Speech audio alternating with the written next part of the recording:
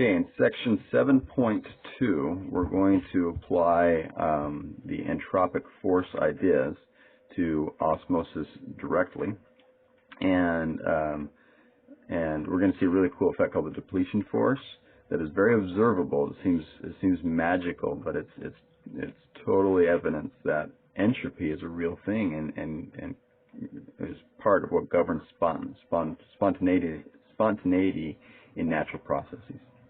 Okay, so to start, we're going to be looking at our equation that we now have fairly rigorously derived and shown, that pressure, which is a mechanical thing, can be found from a derivative of free energy, which is, energetics, entropy, all that stuff, with respect to some displacement, okay, and it's got a negative. All right, so we've already played with that a lot, so we're going to apply it to this particular case. So suppose we have a container that has a bath of pure water. This could be huge, so we have plenty of pure water to deal with, okay, and it's not necessarily closed, so that water can flow.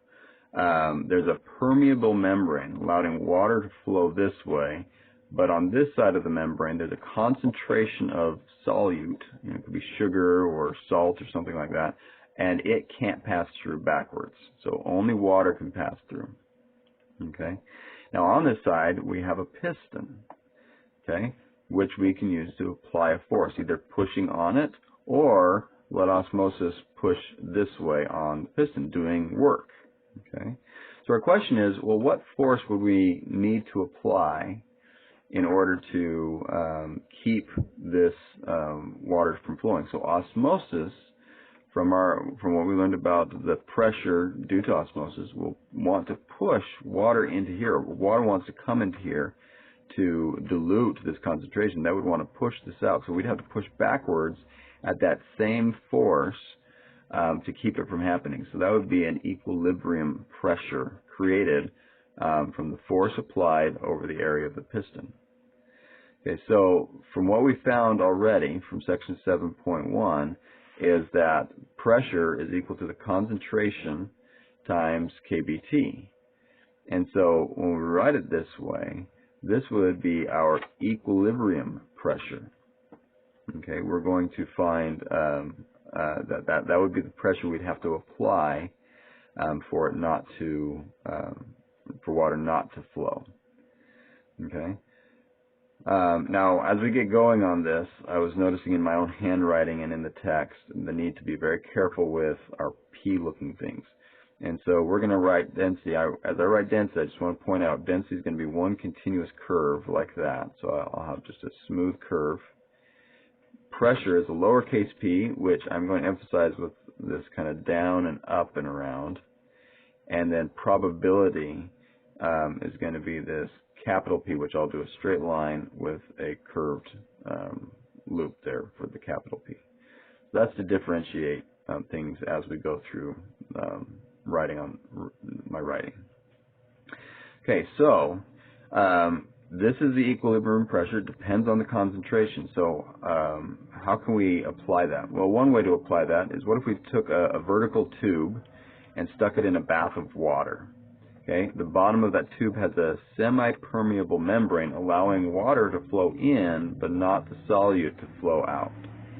Okay, then that pressure, that osmosis, because of the derivative of free energy, would suck water into here, causing the level to rise. It would also decrease the concentration, and it would keep doing so until this height difference, which creates a pressure difference by rho g delta H, is equal to this equilibrium pressure. So that concentration, the water would flow in, diluting this until this value here is equal to rho g delta H.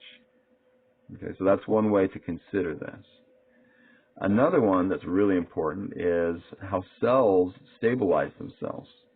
So the fluid around cells is very congested with all sorts of stuff. But if you put a cell into pure water, it would explode, okay? Because of the water wanting to flow into it. Okay? There would be this pressure. We'd have to apply some pressure in the cell to keep water from flowing in. But if you had pure water, the physical cell could not create such a pressure. So our question is, where does that pressure come from, and how does it hold the cell together from keeping water from wanting to flow in? Okay, and what we're going to find is there's this thing called surface tension, and it's just like a balloon. If you imagine a balloon is stretched and it's pulling along its surface, that net effect we call the surface tension. And we're going to find that the equilibrium pressure, okay, in order to keep this from blowing up, has to be less than 2 times the surface tension divided by the radius of the cell. We'll derive that, but I want to give you this kind of lead up to it to understand what we're looking for. Now, just to be clear, the text uses a capital sigma for surface tension, and just in my field of work, I use the lowercase sigma. And so I would like you to just remember to keep things in context. I'm defining sigma here to be lowercase sigma. Sorry, I'm defining surface tension here to be lowercase sigma, whereas in the text it uses an uppercase sigma. So we're going to look at both these effects on this cell and see how it comes about.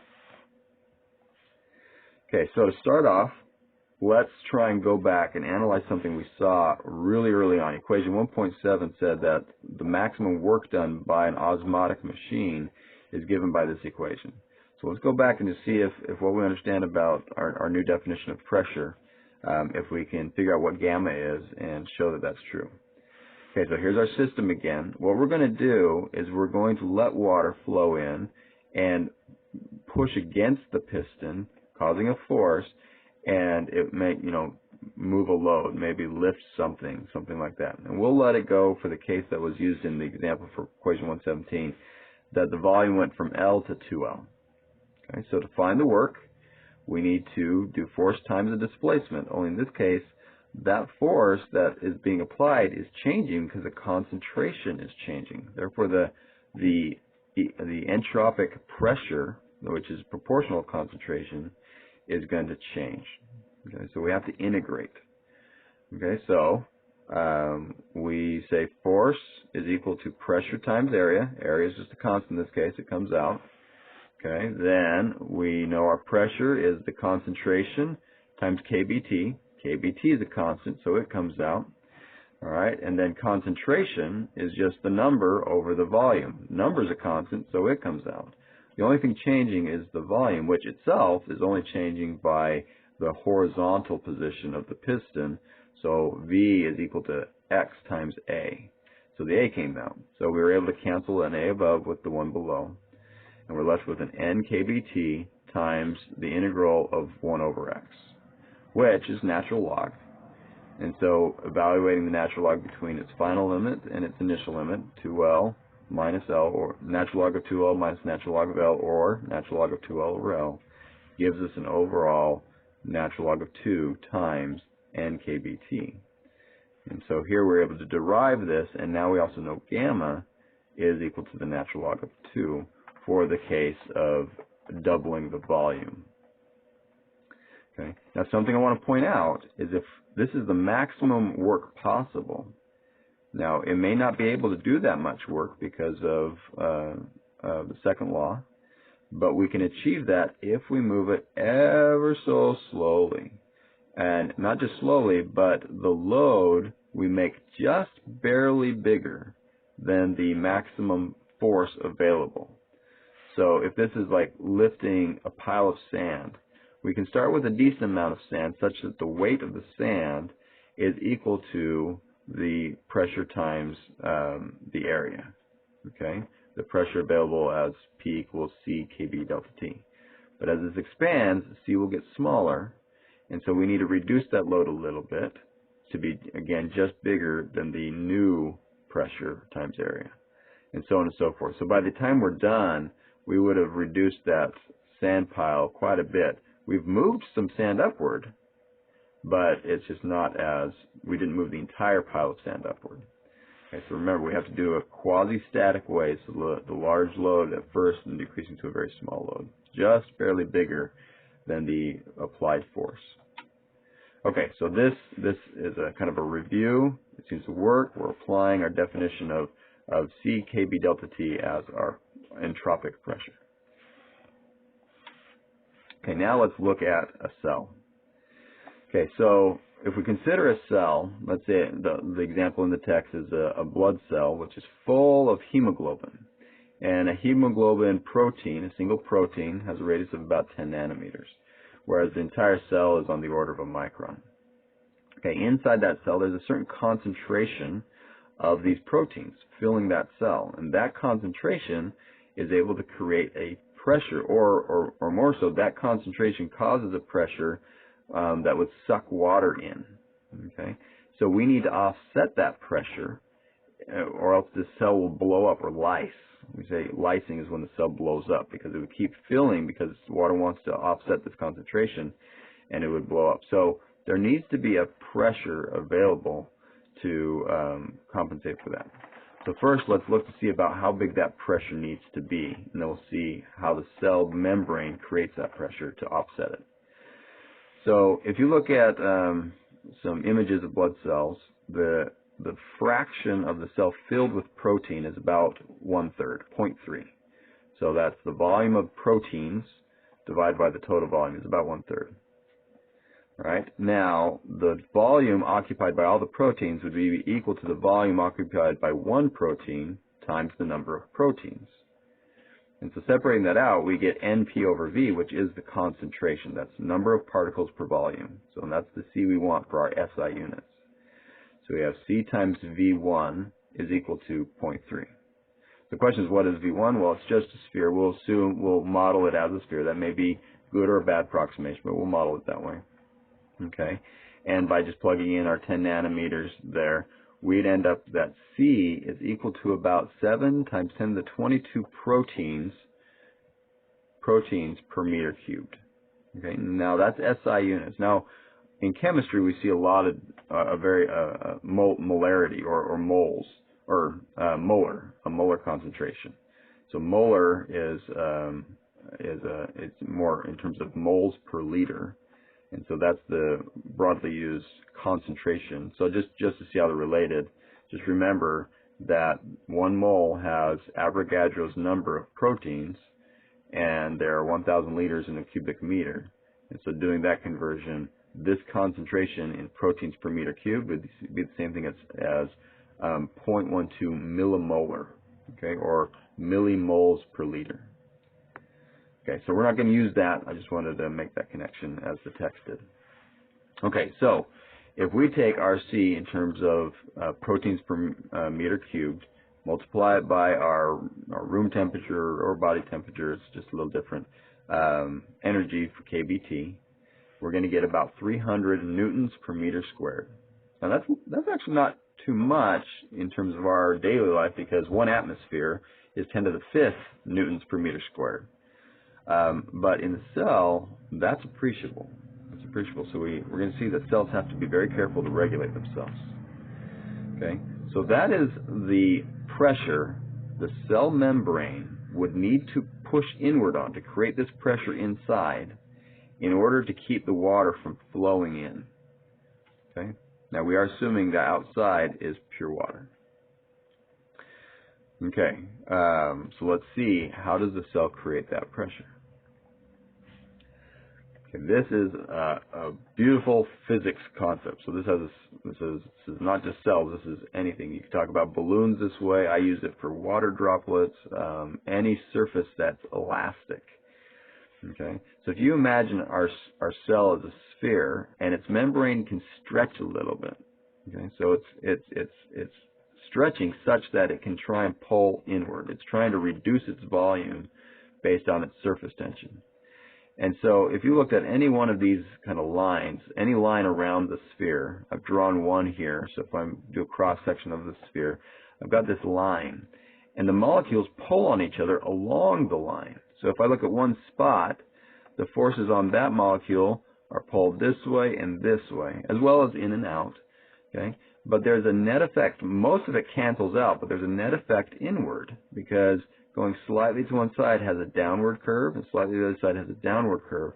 So their horizontal pieces cancel, and this downward piece is what sums, or is what's left over. And so at every point along it, because it's a sphere, you're going to have the same force. And so you end up with a force per unit length that becomes a valuable measure. And that force per unit length, so force per unit length, we call our surface tension. It's the tension in the surface that's pulling along the surface but has a netward inward force effect. So we can calculate that force as the surface tension times the length of the line we're talking about. The longer the line, the bigger the force, because it's a force per unit length. Now, that becomes a very powerful way of looking at forces, but another way is in terms of energy. If you think about a patch, so this is supposed to be a patch on the surface of the sphere, and if I created that patch by drawing a whole bunch of these lines parallel to each other, so duplicating this in and out of the page, so from here all the way to here, I'd get a whole bunch of these forces per unit length, giving me a total force along that length, and then I basically multiply it by how many lines I had, which is proportional to the length this way. And the length times the length is an area. And force times the length has units of Newton meters, which is a unit of energy. And so the energy associated with the bending and stretching of this patch is equal to the surface tension times the area of that patch.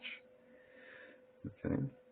So these two ideas are very mechanical ideas, but this is what the cell uses. This is the physics of the biology to be able to hold the cell together with those entropic forces driven by osmosis.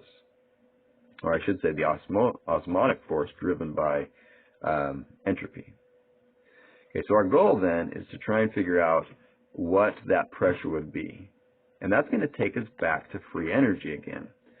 If you remember, when we talked about free energy, we mostly focused on systems where something's not changing much. And so we talked about the Helmholtz free energy, or F.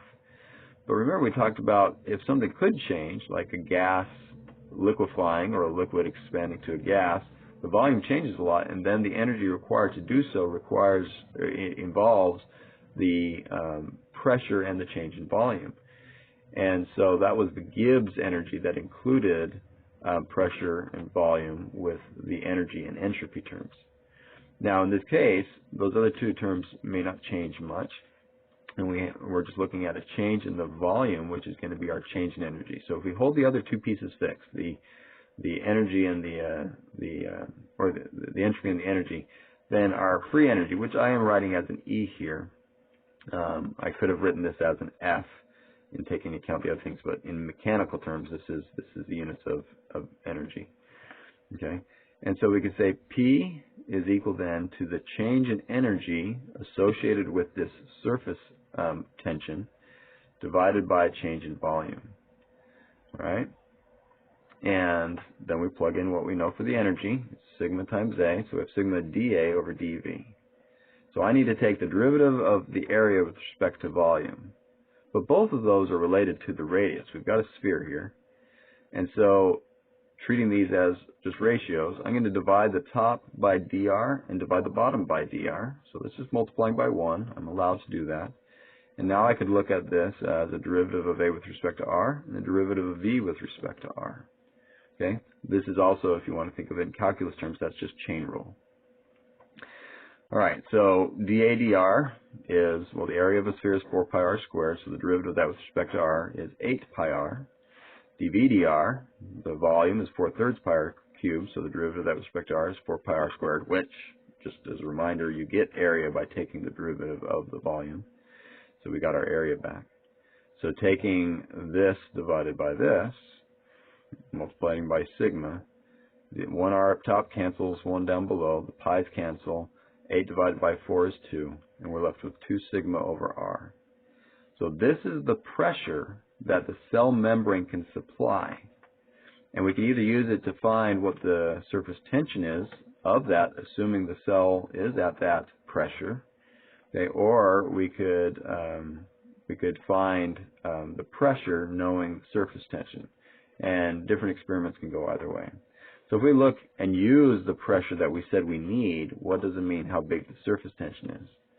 Okay, so the surface tension then is a fairly small amount, 1.5 millinewtons per meter, but on a cell that's a pretty big thing, because a cell is 10 to the negative 6 meters, And so that's actually a pretty big force necessary for the cell-sized object. What it tells us is cells, you should not put a cell in pure water. If you do, it'll blow up because the membrane cannot support this force. This is too big of a tension to hold that cell in. And that's why our blood is filled with other molecules, so the concentration difference from inside to outside the cell is not as big as what we've presented here. But it creates a lower pressure from osmosis, from entropy, and also the cells are constantly regulating their molecules inside, which shows how important it is that they have active mechanisms to regulate their concentrations. Otherwise, these mechanical forces would, mechanical and entropic forces would blow the cells up. Okay, so that now describes osmosis and its effect on cell, and it's been really cool to relate it to some mechanical parts of cell function. Let's apply it to one more thing, and then we'll be done, is this depletion force. This is mostly a qualitative description, but it's really cool. It seems magical, but again, it's evidence that entropy is real. So if you have a container, it could be a vesicle, it could be a cell, it could be a bowl full of stuff, and you have a big molecule or a lot of big molecules, and then a bunch of smaller molecules. Well, what's really interesting is that if you have this system, you will notice that the big molecule will spend most of its time at the edge of the container. The question is why? Why is that happening? Well, if you think about it, if it ever wandered close enough such that the gap between them two, which I've labeled here as L, is smaller than the radius, or the diameter, I should say, of these other molecules, well, these molecules can't get in there. And so suddenly there's a region of space that has pure water in it and a concentration of molecules outside, and it's kind of like a semi-permeable membrane. Water can flow out, but these particles can't flow in. So though there's no real membrane there, the effect is just the same, and the water will want to suck out, and the molecule, this bigger molecule, will get pulled in. And it will stay there. It's as if there's a suction to it. Now, what's really interesting, if you remember, all that we've derived for these entropic forces are based on probabilities of being places. And it's simply there are far more opportunities, far more ways or states for the molecules not to be in this gap, filling the rest of the space, and the big molecule to be there than there are otherwise. And so this, we see it as a force, a pressure, some suction that sucks it in, but it's really just a probability thing, which continues to blow my mind, that probabilities are seen in these very real measurable forces. So this is an effect of entropic forces that lead to osmosis that leads to this depletion effect. So that's the end of section 7.2.